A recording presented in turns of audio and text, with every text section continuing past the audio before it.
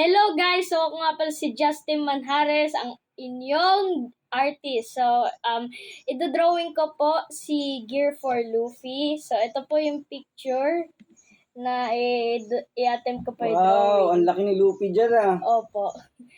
So, ang gagamitin po natin ay pen, mga pencils. Wait lang, anong klaseng pen to? Ngayon lang ako nakakita itong pen ah. Ito po yung bigay po sa Laki. akin ni Mami, yung mga pen spinning. Ah, okay. Hindi, ano yan?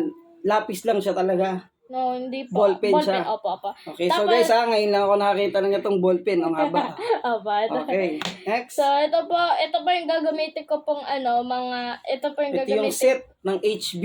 Ayan, ang dami oh. Opo. Ito po yung gagamitin ko po yung 5B. Yan. Yan, pang professional kasi talaga na drawing yung gagawin Tapos, kasi. para sa mga thick layers, para hindi na po ako po ng ballpen, ito po yung gagamitin ko pong Permanent marker. Nice. Okay yan. Galingan mo ah. Opo. Oh, ay, wait lang ito. Ito po, correction pen. Kung nagkamali po ako or may i-outline po ako na white.